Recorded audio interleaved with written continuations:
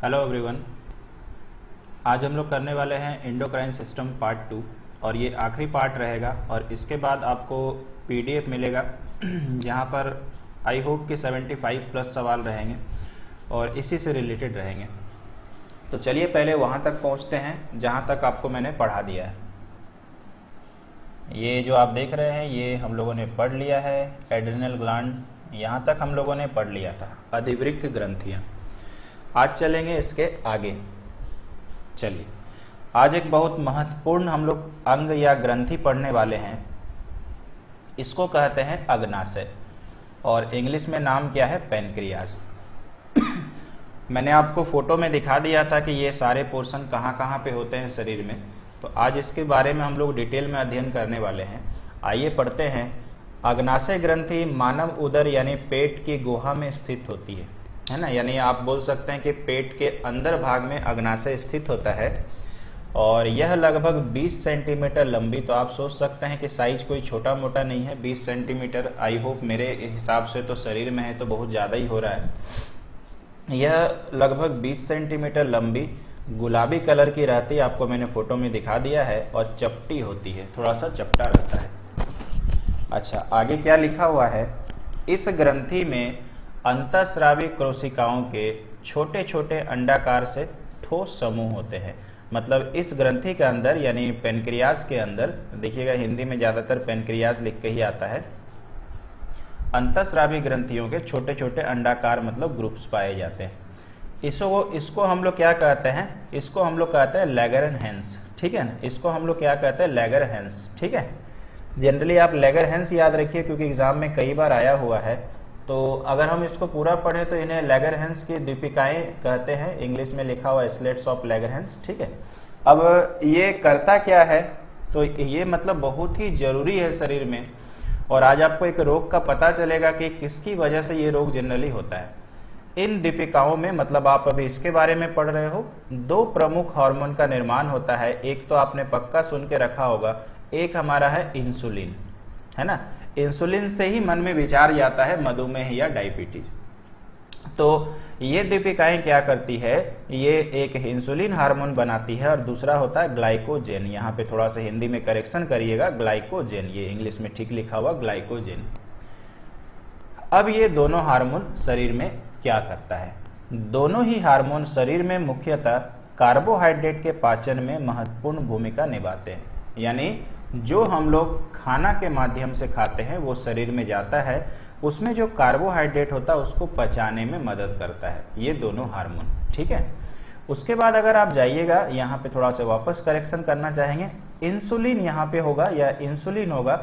Insulin के कम स्राव से शरीर की कोशिकाएं रक्त से ग्लूकोज की मात्रा बढ़ जाती है। मतलब अगर शरीर में कम इंसुलिन बनेगा, ठीक है समझिएगा ध्यान से, अगर शरीर में कम इंसुलिन बनेगा तो ग्लूकोज जो होता है, ग्लूकोज यानी जो शर्करा होता है, यानी शर्करा का मात्रा जो हो गया वो रक्त में आपका बढ़ जाएगा। इसका मतलब दोस्तों आप समझ पा रहे हैं कि हमारे डायबिटीज के लिए एक्चुअली अगर मेरे को स्वस्थ रहना है, मेरे को डायबिटीज ना हो, उसके लिए बेसिकली हमारे शरीर में पर्याप्त मात्रा में इंसुलिन बनना चाहिए। अगर वो इंसुलिन कम बनेगा तो जिसकी वजह से हमारा डायबिटीज यानी शुगर कंट्रोल रहता है शरीर में, वो धीरे धीरे बढ़ने लगेगा। ठीक है, और देखो यही लिखा हुआ है, रक्त में ग्लूकोज यानी शर्करा की मात्रा बढ़ जाती है और इसकी मात्रा अधिक बढ़ने पर ग्लूकोज मूत्र के साथ उत्सर्जित होने लगता है। यानी मान के चलिए मैं अभी स्वस्थ हूँ, अपने बारे में बता रहे हैं। सपोज करिए मेरे शरीर के अंदर कुछ विकार आ गए और मेरे शरीर में थोड़ा इंसुलिन कम गया, तो सबसे पहले क्या होगा दोस्तों कि वो डायरेक्टली ब्लड में नहीं जाएगा, है ना, रक्त में नहीं जाएगा। वो सबसे पहले क्या होगा कि हमारे शरीर में बनेगा शर्करा ज़्यादा और मूत्र के जरिए बाहर आने लगेगा। तो जैसे मूत्र के जरिए अगर आप रिपोर्ट कराते हैं तो आपको दिखाएगा कि पेशाब में आपका शुगर आ रहा है। तो इससे एक शंका हम जाहिर करेंगे और इमीडिएट ब्लड टेस्ट कराएंगे और उसमें मुझे पता चलेगा कि नहीं, मुझे शुगर ब्लड में हो चुका है। और आप सोचो शुगर ब्लड में होने से क्या होगा, आप कॉमन सेंस लगाइए, ये पतला सा आपका ब्लड है अगर इसमें शर्करा जमा होने लगेगा, एक तरह से आप चीनी ही मान लो, तो ब्लड क्या होगा, ज़्यादा गाढ़ा हो जाएगा, और ज़्यादा गाढ़ा हो जाएगा तो ब्लड को चलने में दिक्कत होगा, जो शरीर के इधर से उधर से पहुंचता है हार्ट में, और जब चलने में दिक्कत होगा तो एक तरह सोच रहे हो कि कहीं पे रुकावट होगा, और रुकावट होगा तो डायरेक्टली हार्ट को बहुत ज़्यादा काम करना पड़ेगा, और बहुत ज़्यादा काम करना पड़ेगा तो हार्ट अटैक का खतरा या ब्लड प्रेशर बढ़ने का खतरा रहेगा। समझ रहे, मतलब बहुत रिलेटेड है। तो इसका मतलब दोस्तों समझ गए हैं कि इंसुलिन तो जरूरी है, और इंसुलिन अच्छा रहने के लिए पैनक्रियाज अच्छा होना जरूरी है। देख रहे हो कनेक्टिविटी कितना सुंदर है। अच्छा, सेकंड लाइन में लिखा हुआ है, इस प्रकार शक्कर या ग्लूकोज के मूत्र के साथ उत्सर्जित होने को ही मधुमेह रोग कहते हैं, जिसको हम लोग डायबिटीज जनरली बोलते हैं। ठीक है, हमारे घर पे पुराने के लोग पहले इसको चीनिया बीमारी भी बोलते थे। ठीक है, यह एक अस्थि है जो 2 प्रकार के केंद्रों से स्राव करती है और ऊतकों के द्वारा ही मुख्य कार्य करती है। तो यहाँ तक आप समझ चुके हो अग्नाशय का काम क्या होता है, इसमें 2 हार्मोन कौन से होते हैं, इन दोनों हार्मोन में किसकी कमी से क्या आपका रहता है। तो फिलहाल के लिए हम थोड़ा सा और इसमें हम आपको बताना चाहेंगे, क्योंकि ये एक ऐसा पॉइंट है, आप सबके आपके सबके पेरेंट्स होंगे, माँ होंगे, पिताजी होंगे या चाचा चाची, ठीक है, या मान के चलिए कुछ और बड़े बुजुर्ग होंगे। तो आपको एक बात बताते हैं कि अभी जो है हर परिवार में एक न एक मरीज डायबिटीज का मिलेगा, एक न एक व्यक्ति होता है जो डायबिटीज का शिकार होता है। अब ये जरूरी नहीं कि वो 40 के बाद होगा, 50 के बाद होगा, ऐसा नहीं कि बुजुर्गों में, आजकल हमारे एज के लोग, आपके एज के लोग भी डायबिटीज का शिकार हो रहे हैं। और डायबिटीज शरीर में आ गया तो फिर धीरे धीरे चल के बाकी बीमारियों को बुला लेता है, ब्लड प्रेशर बढ़ा देता है, हार्ट का कर देता है, किडनी का कर देता है, तो बहुत सारे डिपेंडेंट इसमें, इसलिए हम ये पॉइंट पे थोड़ा सा ध्यान दे रहे हैं आपको। तो स्टार्टिंग में आपको क्या होगा, जब आपका यूरिन के थ्रू से आपको शर्करा निकलने लगेगा, तो अगर ये आया है और स्टार्टिंग में आपको पता चल जाए तो आप बिल्कुल दवाई मत खाएं, क्योंकि अगर आपने एक बार एलोपैथ मेडिसिन यूज कर लिया तो वो जिंदगी भर साथ नहीं छोड़ता है। क्योंकि एलोपैथ मेडिसिन जो होता है वो केवल क्या करता है, कुछ समय के लिए, यानी जब तक उसको आप लेते रहें वो चीज़ ठीक रखेगा, जैसे ही आप उसको छोड़ दें वो आपकी बीमारी वापस आ जाएगी। ये एलोपैथ मेडिसिन का सबसे बड़ा डिमेरिट है। दूसरा इसका सबसे बड़ा डिमेरिट है कि वो बीमारी तो आपको कंट्रोल में रखेगा लेकिन बाकी बीमारियां उत्पन्न करेगा। इसी को बोलते हैं साइड इफेक्ट, यानी अलग से असर कर देना। यानी पैनक्रियाज में इंसुलिन तो वापस वो कर देगा लेकिन अलग से कुछ बीमारी पैदा कर देगा। यह एलोपैथ मेडिसिन का सबसे बड़ा डिमेरिट है। तो शुरुआती तौर पे क्या होता है कि इंसुलिन थोड़ा मोड़ा कम बनता है या कुछ विकार आते हैं, तो धीरे धीरे अगर व्यक्ति ध्यान नहीं दिया, लगातार खान पान खराब करते रहा, नॉनवेज ज़्यादा खाते रहा, तेल मसाला ज़्यादा खाते रहा, मान लीजिए किसी को डायबिटीज़ है उसके बाद शुगर ज़्यादा खाते रहा, मीठा चीज़, ठीक है ना, तो ध्यान देना कि शुगर खाने से डायबिटीज़ कभी नहीं होता है, लेकिन जिनको डायबिटीज़ हो गया उसके बाद अगर मीठा चीज़ ज़्यादा खाए तो शुगर बढ़ने के चांसेस है, ऐसा नहीं कि बढ़ ही जाएगा, है ना। तो स्टार्टिंग में मैं जैसा कि मैं बोल रहा था कि स्टार्टिंग में उनको इंसुलिन बहुत माइनर कमता है। धीरे धीरे जब ये भयावह रूप होता है तो इंसुलिन धीरे धीरे क्या होता है, शरीर में बहुत ज़्यादा ही कम बनने लगता है और एक समय ऐसा आता है कि इंसुलिन बनना शरीर में बंद। तो अब आप सोचो कि अगर इंसुलिन बनना पूरी तरह से बंद हो गया तो शर्करा को नियंत्रित करने वाला ही वही था। तो फिर डॉक्टर क्या करते हैं, एलोपैथ वाले इंसुलिन चढ़ाते हैं अलग से, ये हार्मोन देते हैं और ये हार्मोन देने के बाद फिर उसको ये करता है। लेकिन आप सोच सकते हैं कि नया मशीन नया ही होता भाई। आप नया मशीन में पुराना पार्ट पुर्जा लगा दो तो वो पहले जैसा काम नहीं करेगा। सेम इसी तरह से हमारे शरीर का ये पैनक्रियाज है और ये इंसुलिन है। जो पैनक्रियाज इंसुलिन बनाता है वो एक नया है और अगर डॉक्टर उसको अलग से देते हैं तो वो एक तरह से क्या हो गया कि सपोर्टिव है, उतना बेहतर ढंग से काम नहीं करेगा। अब चलते चलते सलाह है कि मान के चलिए कि आपको आरंभिक तौर पे डिटेक्ट हुआ कि आपको डायबिटीज़ है। हम ज़्यादा डिटेल में नहीं जाएंगे क्योंकि वो मेडिकल साइंस में चला जाएगा। किन्हीं को ऐसा अगर आता है तो आप शुरुआत में उनके लिए क्या करें, ठीक है, एकदम हम आपको बहुत अच्छा बता रहे हैं। मेथी का दाना होता है, मेथी का दाना 2 चम्मच 1 गिलास पानी में रात में भिगा के रख दीजिए, छोटा चम्मच। सुबह खाली पेट मुंह वगैरह धो करके, जिस मरीज को डायबिटीज़ आया है, स्टार्टिंग की बात कर रहे हैं, बहुत ज़्यादा होने से और भी कुछ करना पड़ेगा, उनको ये 1 गिलास पानी पिला दीजिए और मेथी का दाना जो है उनको चबा चबा के खाने बोलिए। अगर नहीं चबा के खाने सकते हैं तो पीस के उनको दे दीजिए। अगर ये 1 से 1.5 महीने करेंगे तो डायबिटीज़ वहीं ख़त्म हो जाएगा, आपको फिर दवाई की ज़रूरत नहीं है।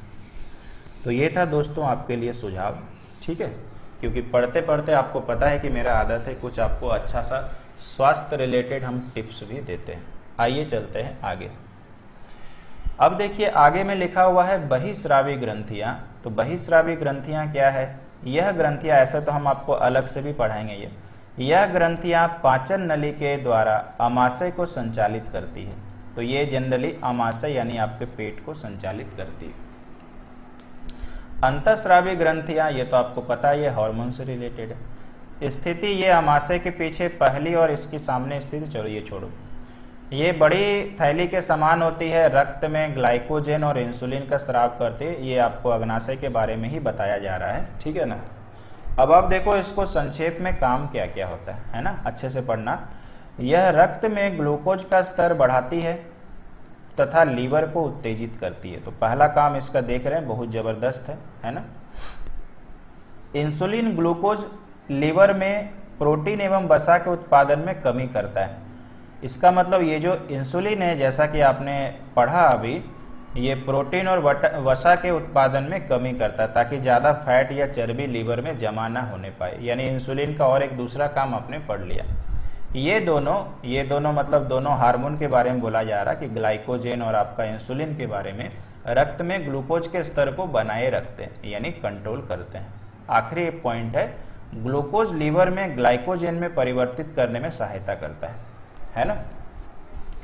यानी ग्लूकोज क्या करता है लीवर में, ये ग्लाइकोजन में परिवर्तित कर देता है। और एक तरह सोचिए कि जो बड़ा बड़ा पार्ट है वो छोटा छोटा पार्ट में ब्रेक हो जाता है और लीवर उसको अच्छे से डाइजेस्ट कर जाता है। तो ये था आपको अग्नाशय के बारे में डिटेल। अब आपको लेके चलते हैं अगले पार्ट पे। अब हम लोग पढ़ने वाले हैं किसके बारे में, इसको हम लोग बोलते हैं पैराथायराइड ग्रंथियां। ध्यान दीजिए, पैराथायराइड है, हम लोगों ने थायराइड अलग से पढ़ा हुआ है। आइए इसका काम शरीर में क्या होता है फटाफट से देखते हैं। यह ग्रंथि थायराइड ग्रंथि की पृष्ठ सतह में धसी 2 जोड़ी या 4 छोटी अंडाकार से लाल रंग की ग्रंथियां होती है। मनुष्य में इसका वजन 0.01 से 0.03 ग्राम होता है, ठीक है। ये सब तो खैर फॉर्मेलिटी है, पढ़ना है। साथ साथ कई प्रकार की कोशिकाएं और रक्त पात्र भी पाए जाते हैं। यह ग्रंथियों पैराथॉर्मोन, ध्यान दीजिएगा, पैराथॉर्मोन हार्मोन का स्रावन करती है। यह हार्मोन विटामिन डी के साथ रक्त में मिलकर कैल्शियम की मात्रा को बनाने का काम करते हैं। तो सबसे महत्वपूर्ण पार्ट आप देख रहे हैं कि इस हार्मोन का काम क्या है, जो पैराथॉर्मोन होता है ना, ये विटामिन डी के साथ मिलकर के कैल्शियम का मात्रा शरीर में बनाए रखता है।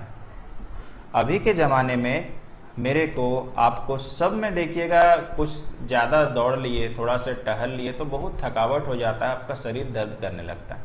क्यों पता है? क्योंकि हम लोग जो हैं, जिसमें से आप लोग ज़्यादा शामिल है, हम लोग धूप का अभी दर्शन कर ही नहीं रहे हैं। आप मुझे बताओ, आप कितने टाइम धूप में बिताते हो? पहले के बच्चे जो हम लोग हैं, या मे भी आप लोग भी रहे होंगे, हम लोगों ने मोबाइल देखा तक नहीं है। हम लोगों ने कॉलेज में इस तरह से पार किया और मैक्सिमम टाइम हमारा खेलने कूदने में बाहर बीतता था। और बाहर बीतने का फायदा अभी हम लोगों को मिल रहा है। अभी के बच्चे जो होते हैं, अभी के बच्चे का ज़्यादा जिंदगी मोबाइल में गुजरता है। उन्हें बाहर के खेल से कोई मतलब नहीं है, तो धूप का दर्शन नहीं है। इवन आप अपने बारे में सोच लो कि आपको धूप का दर्शन नहीं है, तो मुझे बताइए, अगर धूप का दर्शन नहीं होगा तो विटामिन डी का सबसे बड़ा स्रोत तो आपका सूर्य का रोशनी है ना। तो सूर्य का रोशनी मान लो यार 5 साल 10 साल 15 साल किन्हीं को ना मिले तो विटामिन डी का कमी तो हो जाएगा, खाना के माध्यम से उतना नहीं मिल पाता है। और इस कारण से आज के ज़माने का जो जनरेशन है, उनको पैर में दर्द का शिकायत होता है, चाहे वो किसी भी उम्र का हो। तो इससे आपको एक इंडिकेशन मिला कि विटामिन डी अगर आपको दिक्कत किसी रिपोर्ट में आता है, कोई दवाई ना खाएं, रोज आधा घंटे सुबह का धूप का सेवा करें, ठीक है। और आपका ये बीमारी चंद मिनटों में तो नहीं, कुछ महीनों में ठीक हो जाएगा। चलिए, साथ ही यह आंत में कैल्शियम के अवशोषण को और वृक्क यानी किडनी में पुनर्अवशोषण को बढ़ाता है। यानी आप देख रहे हैं कैल्शियम से रिलेटेड है। रक्त में कैल्शियम की बड़ी मात्रा को उपयोग अस्थि का निर्माण और दंत निर्माण में। कैल्शियम है तो कैल्शियम से जो बनता है दांत, उसका भी निर्माण में होता है। ठीक है, चलो, यदि किन्हीं कारणों से पैराथॉर्मोन हार्मोन की कमी शरीर में हो जाए, देखो अब मान के चलिए कि पैराथॉर्मोन हार्मोन अगर शरीर में कम जाए तो क्या होगा। पेशियां और तंत्रिकाओं में आवश्यक उत्तेजनाओं के कारण ऐंठन और कंपन होने लगता है। तो एक तरह से आप सोच रहे हैं कि शरीर में कैल्शियम कम रहा है, विटामिन डी कम रहा है, और विटामिन डी कमेगा तो ऑब्वियस बात है दर्द का शिकायत आएगा। जैसा कि मैंने बोला, आपका पेशी जो रहेगा, मांसपेशी हमेशा दर्द भरा रहेगा, जो नर्वस सिस्टम है वो हमेशा टेंस्ड रहेगा। तो यही बताया जा रहा है। तो एक तरह से आप रिलेटेड कर सकते हो। कभी कभी ऐच्छिक पेशियों में, ऐच्छिक याद है ना, ऐच्छिक क्रिया अनैच्छिक क्रिया जो हमारे मन मर्जी से होता है, कभी कभी ऐच्छिक पेशियों में लंबे समय तक सिकुड़न पैदा हो जाती है। मतलब बहुत समय तक मतलब जकड़ा रहेगा, आप पैर सीधा नहीं कर पाइएगा, मोड़ नहीं पाइएगा, कुछ ये कहना चाह रहा है।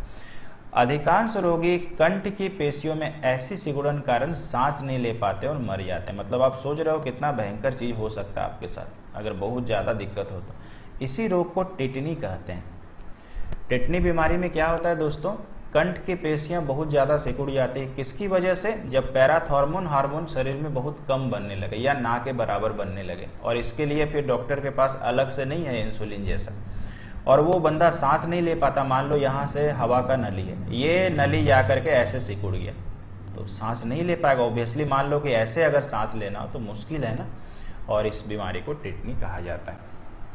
कभी कभी यह ग्रंथि शरीर में अधिक हार्मोन बनाने लगती है, ये भी यार बड़ा दिक्कत होता है। अगर मान लो शरीर में ये पैराथॉर्मोन हार्मोन बहुत ज्यादा बनने लगे तो भी टेंशन है। क्या है, देखिए, इससे हड्डियां गलकर कोमल और कमजोर हो जाती है। मतलब इसका डिमेरिट भी आप समझ लो, मतलब इतना होना चाहिए शरीर में जितना जरूरी है। तो अगर बहुत ज्यादा हद से ज्यादा बनने लगे, मान लो कि दिन भर बंदा धूप में रहता है, एक अलग तरह से खा रहा, तो मे भी चांसेस है कि बहुत ज्यादा बनने लगे।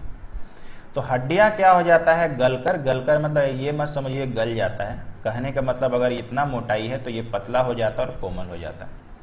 तंत्रिका सूत्र और पेशियां कमजोर होने लगती है, ठीक है। और मूत्र की मात्रा बंद हो जाने से, क्योंकि मूत्र का नली भी सिकुड़ जाता है, तो ऑब्वियसली क्या होगा कि पानी आपको कम निकलेगा। पानी शरीर में, अगर मान लीजिए कि आपको पानी प्यास क्यों लगता है, मूत्र के जरिए निकल रहा है, ब्लैडर खाली हो रहा है, फिर शरीर में दिमाग आपको संदेश भेज रहा है कि शरीर में पानी कमी है, फिर पियो।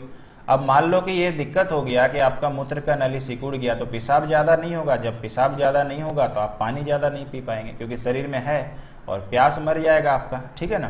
तो इस तरह से हो गया कि भूख आपका क्या होता है, धीरे धीरे खत्म हो जाता है, ठीक है ना। क्लियर है, कोई समस्या नहीं है। सिर दर्द रहने लगता है, तो ये कुछ आपका हो गया इसकी अधिकता से क्या रोग होता है और कमी से क्या रोग होता है। आगे देखते हैं। इसके बाद हम लोग चले जाते हैं थाइमस ग्रंथियां। ये थाइमस क्या होता है और इसका काम शरीर में क्या होता है। यह अस्थि गर्दन के नीचे उरोस्थि के ठीक पीछे, तो आप एक तरह समझ लो कि अगर ये मेरा गर्दन है तो गर्दन के बस ये नीचे पोर्शन में पाया जाता है, ठीक है। अच्छा, इसमें बाहरी संयोजी उत्तकों का खोल चढ़ा रहता है और भीतरी या दो छोटे छोटे पिंडक में बची होती है। इसको खैर छोड़िए, मेन पार्ट पे आते हैं। जन्म के समय यह विकसित अवस्था में होती है। मान लीजिए बच्चा ये जन्म लेता है तो तुरंत थाइमस ग्रंथि नहीं रहेगा, वो एक तरह से डेवलप हो जाता है और फिर धीरे धीरे वो बढ़ना चालू करता है। देखिए वही आगे लिखा है। फिर 8 से 10 वर्षों की आयु तक यह बढ़ती रहती है ना, 10 साल तक ये बढ़ेगा, किंतु इसके बाद प्रायः धीरे धीरे छोटी होकर वृद्धावस्था में तंतु के रूप में रह जाती है। मतलब 10 साल तक पूरा अपने आकार में आता, फिर वापस वो रिवर्स गियर में वो छोटा होने लगता है। अब यार काम क्या है ये थाइमस ग्रंथि का, तो जनरली ये बच्चों के लिए मेन काम करता है। और वही बच्चों के लिए काम क्या है, आइए पढ़ते हैं।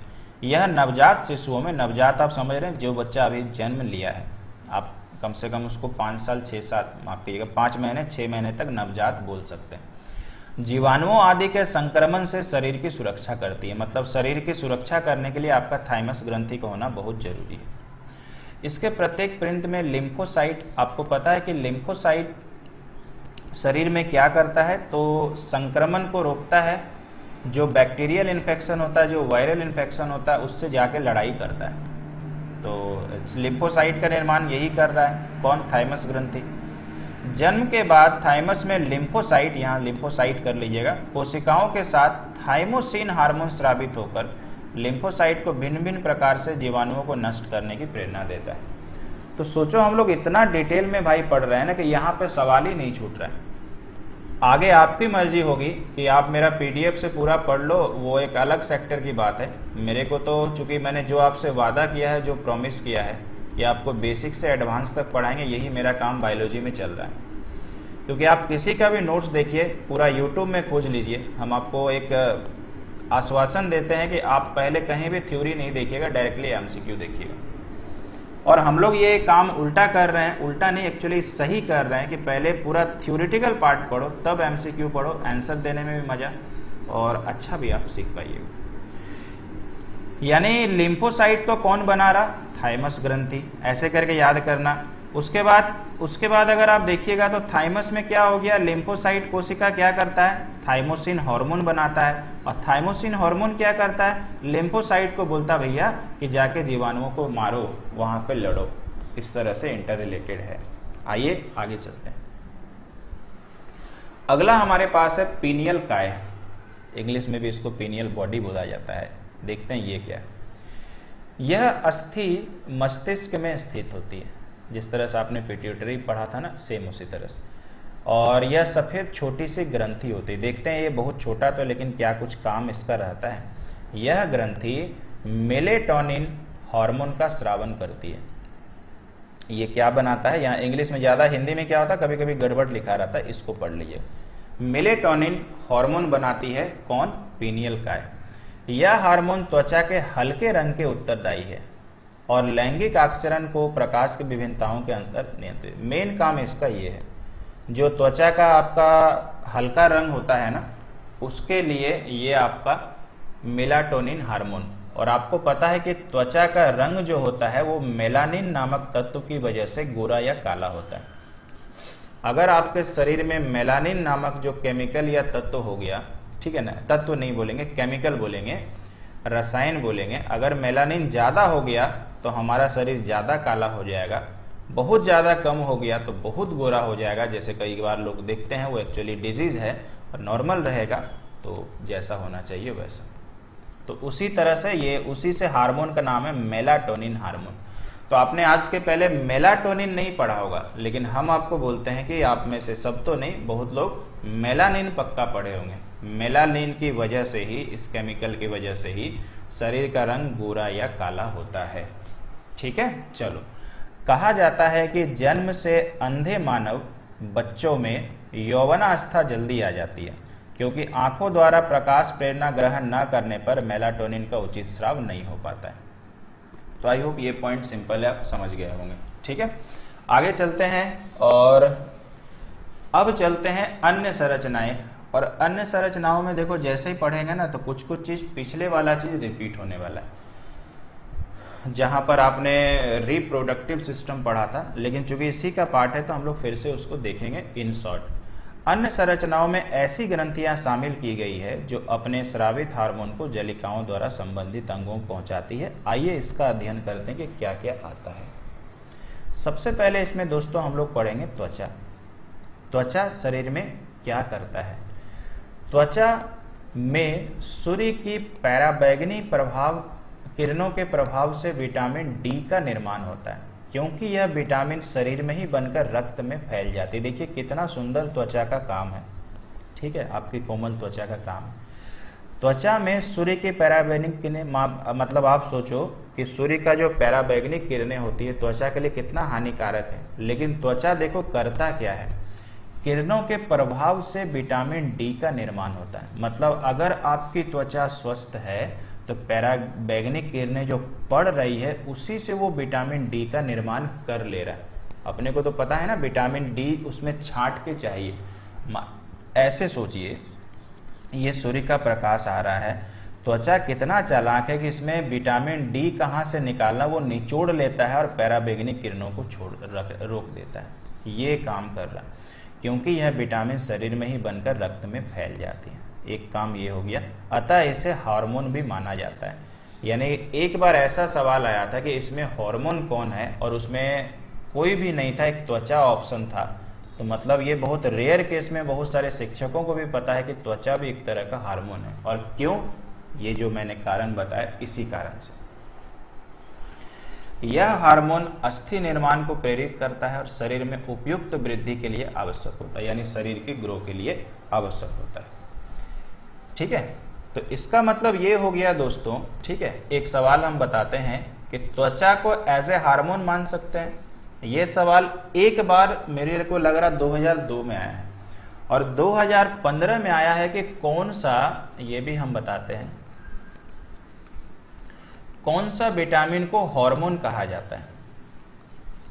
तो आप मुझे बताइए, क्या आपके दिमाग में गया? लिखा तो नहीं है, तो आप मुझे बताइए त्वचा किसको एब्जॉर्ब किया? विटामिन डी को। तो ध्यान रखना कि अगर त्वचा ऑप्शन में नहीं रहे तो विटामिन पूछेगा, तो विटामिन डी को हम लोग हार्मोन भी कह सकते हैं। क्यों?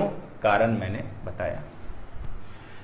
बचपन में इस हार्मोन, यहां तक तो हम लोग पढ़ लिए थे, बचपन में इस हार्मोन की कमी के कारण, ठीक है, यानी बच्चे लोगों में इस हार्मोन की कमी के कारण हड्डियां पतली और टेढ़ी हो जाती है, और इसे ही सूखा रोग कहते हैं, जो आप लोग बचपन से पढ़ रहे हो। रिकेट्स, एक ही बीमारी तो मुंह पे चिपका है, रिकेट्स, विटामिन डी। रिकेट्स मने विटामिन डी, ऐसा बच्चा याद किया लगता है। अधिकतर बच्चा ये नहीं जानता है कि भाई रिकेट्स मतलब क्या। उसको मतलब पता है कि रिकेट्स मतलब विटामिन डी ऑप्शन में रहेगा। तो यार रिकेट्स में होता क्या है कि हड्डियां पतली हो जाती है, बच्चे लोगों में विटामिन डी बहुत कम जाता है, और हड्डियां टेढ़ी मेढ़ी हो जाती। तो फिर आप डॉक्टर के पास जाएंगे तो वो आपको विटामिन डी अवेलेबल कराएगा, उसको धीरे धीरे दे करके ठीक हो जाता है। अच्छा, वृद्धि काल में क्या होता है, मतलब बुजुर्गों में जब एज बढ़ना चालू होता है, इसका कमी हो जाता है। यानी हार्मोन किसका कमी? विटामिन डी का कमी हो जाता है। इसमें क्या हो जाता है दोस्तों, इस रोग को बोलते हैं ऑस्टियोमलेशिया। जब आपको हम विटामिन पढ़ाएंगे ना तो वहां पे भी बताएंगे। और इसमें क्या होता है, हड्डियां कमजोर होकर आसानी से टूटने वाली हो जाती है। इसलिए देखिएगा अभी के टाइम पे बुजुर्ग जनरली जो 50 प्लस हैं, अगर कहीं पर मान लीजिए गलती से फिसल गए, गिर गए, तो उसमें उनके हड्डियों में फ्रैक्चर होने के बहुत भरपूर चांसेस होते हैं। बच्चों में भी होता है, लेकिन बच्चों में बहुत ज़्यादा कम होता है, क्योंकि उसमें ऑस्टियोमलेशिया रोग कभी नहीं होगा। उसमें क्या हो गया ये। तो आई होप कि समझ में आया होगा। यहाँ एक इम्पॉर्टेंट चीज़ भी आपने सीखा। आइए चलते हैं आगे। इसके बाद है जनन ग्रंथियाँ। चूंकि हम लोग ग्लैंड ही पढ़ रहे हैं तो जनन ग्रंथियाँ भी पढ़ना पड़ेगा। तो पुरुषों में और स्त्रियों दोनों में भिन्न भिन्न प्रकार के हार्मोन जनन ग्रंथियों में बनते हैं, यानी चूंकि हार्मोन से ही रिलेटेड है। इनका काम होता है शरीर का वृद्धि या विकास करना। लैंगिक लक्षण जैसा कि मैंने बताया हुआ है, तो चलिए देखते हैं एक एक करके। नर हार्मोन एवं वृषण, यानी मेल हार्मोन एंड टेस्टिस, इसके बारे में मैंने बताया हुआ था। कब? जब आपको मैंने मेल रिप्रोडक्टिव सिस्टम पढ़ाया था। एक बार फिर से देखते हैं क्योंकि इस टॉपिक का डिमांड है।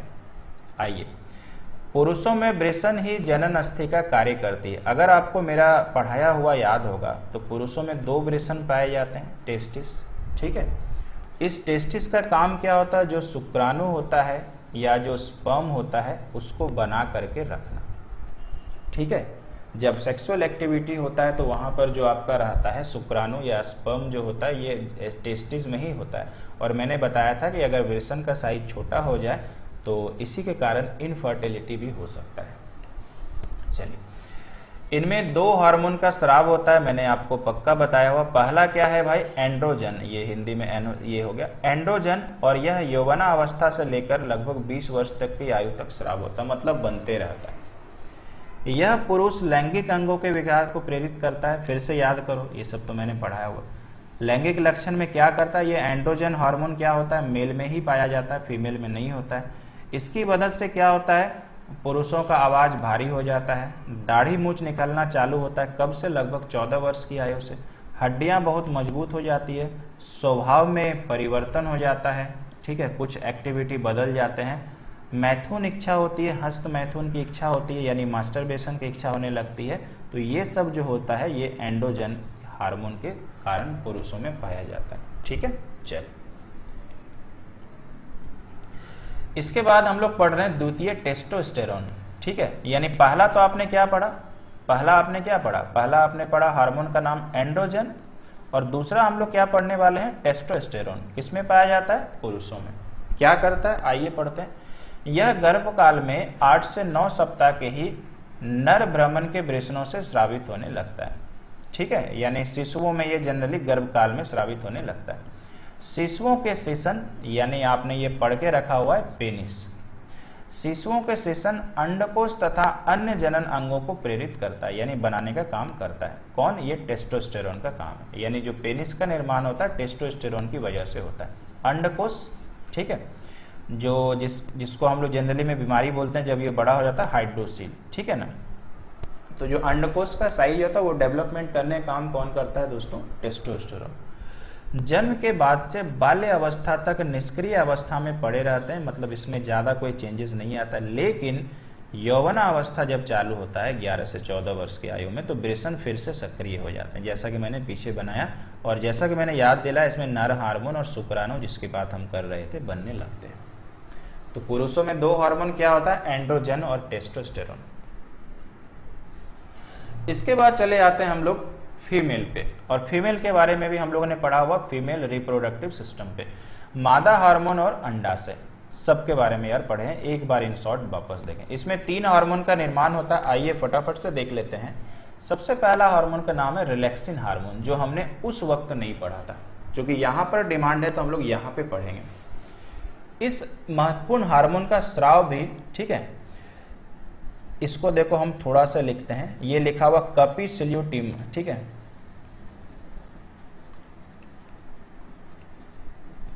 इसको आप इंग्लिश में ये पढ़ना है क्यूपिसोलिटम, ठीक है। इस हार्मोन का स्राव भी क्यूपिसोलिटम हार्मोन छोटी ग्रंथि से होता है। अब ये क्या करता है देखते हैं।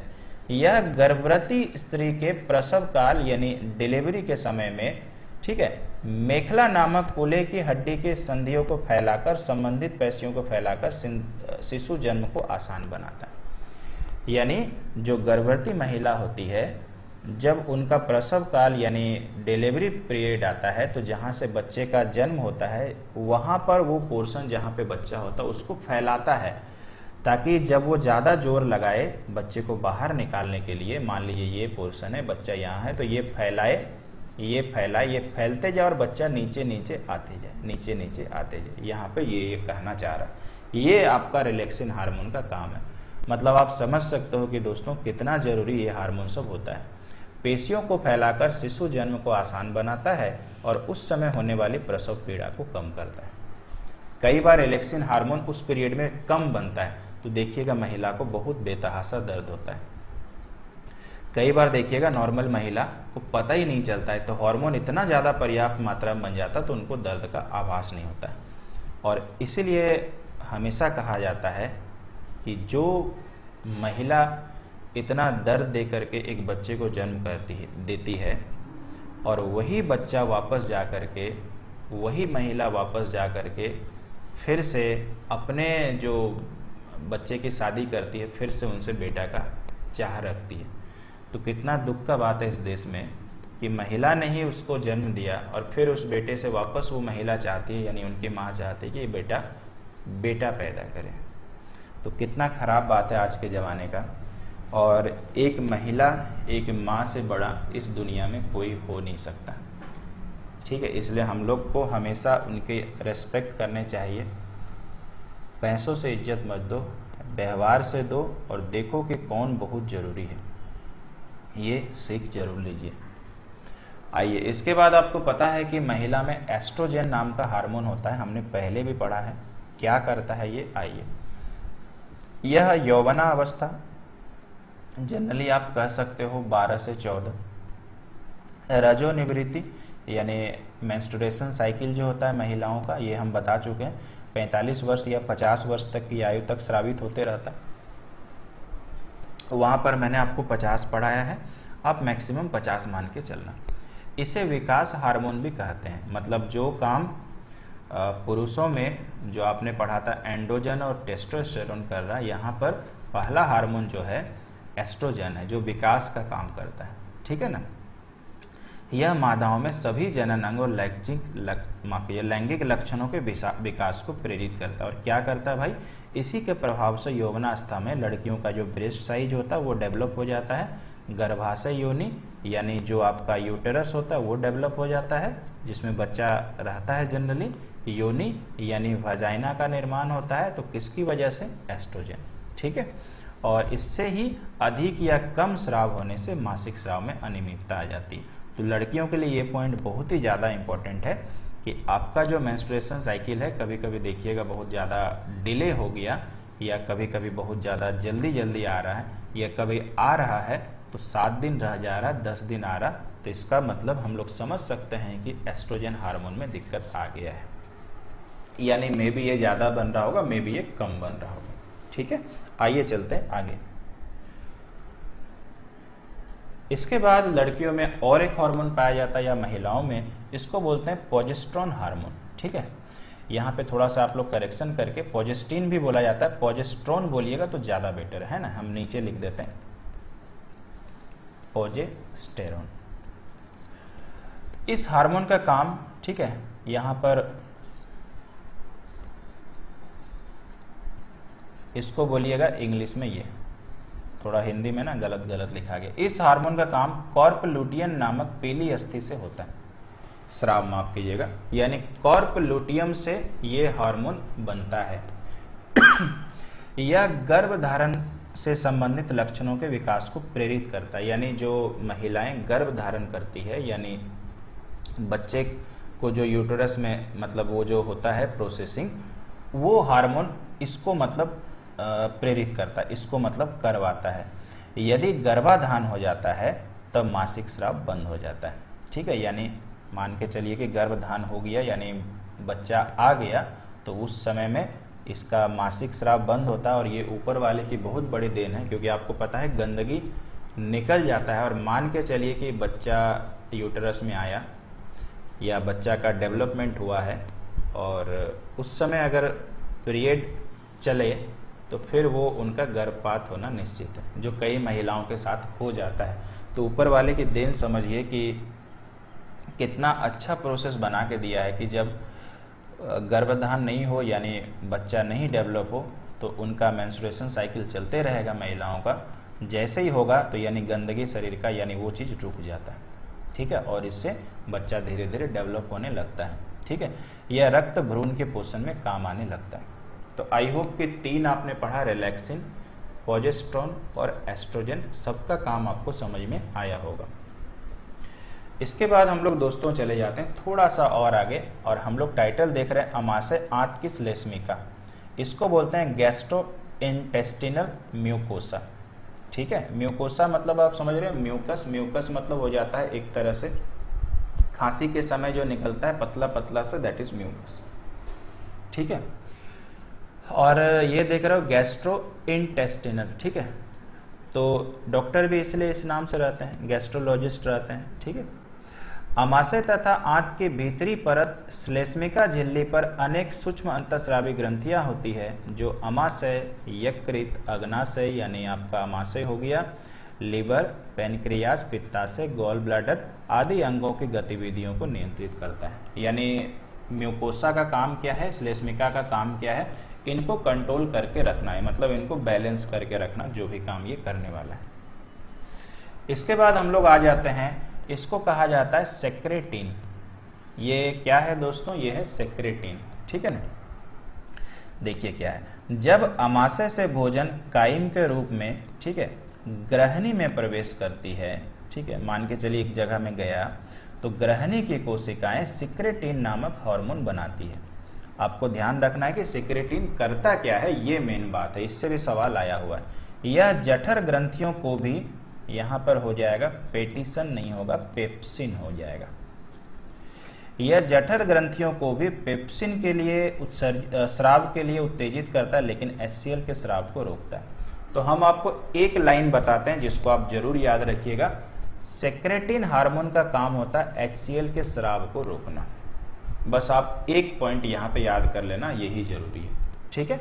चलो इसके बाद हम लोग आगे देख रहे हैं कोलिसिस्टोकाइनिन, इंग्लिश हिंदी में एकदम परफेक्ट लिखा हुआ है, आंत की श्लेष्मिका द्वारा कोलिसिस्टोकाइनिन नामक हार्मोन का स्राव किया जाता है। देखो आंत की श्लेष्मिका ही करती है, म्यूकोसा ही करती है।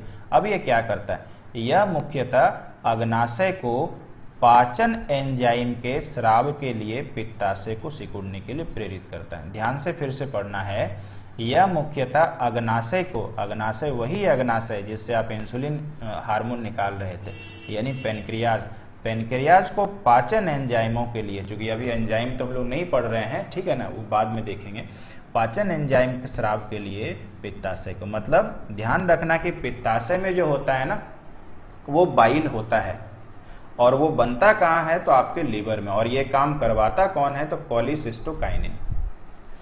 तो इस तरह से आप समझा सकते हो कि हार्मोन बनवाने के लिए जिम्मेदार है कोलिसिस्टोकाइनिन। क्लियर है दोस्तों, ठीक है।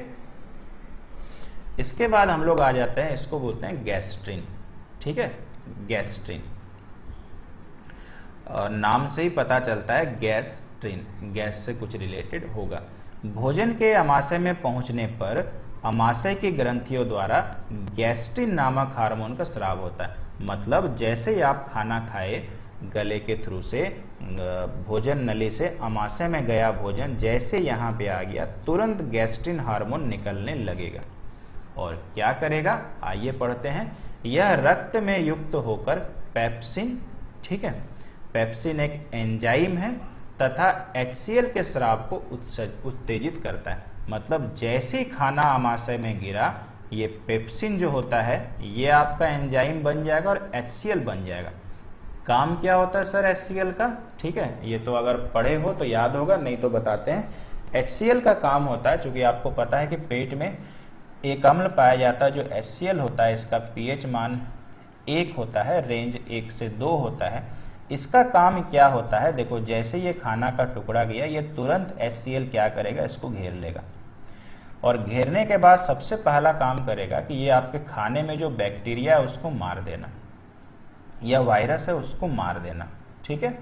तो इसको मार दिया, उसके बाद क्या करेगा, भोजन को जो डाइजेस्टिव होता है यानी जो पचाने वाला काम होता है उसमें ये सहायता करेगा, और पेप्सिन एंजाइम भी इसमें ये सहायता करेगा।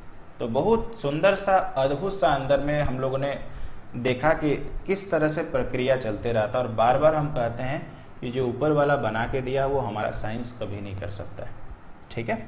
चलिए, तो ये था दोस्तों एंडोक्राइन सिस्टम का आखिरी भाग। मैंने बहुत ज़्यादा डिटेल में पढ़ाया हुआ है, आई होप आपको समझ में आया होगा और क्लास अच्छा भी लगा होगा। इसके बाद जो है सैटरडे को हम बिल्कुल कोशिश करेंगे कि आपको PDF अवेलेबल हो जाए। तो चलिए अभी के लिए इतना ही, अगली बार एक नया टॉपिक के साथ मिलेंगे। Thank you so much.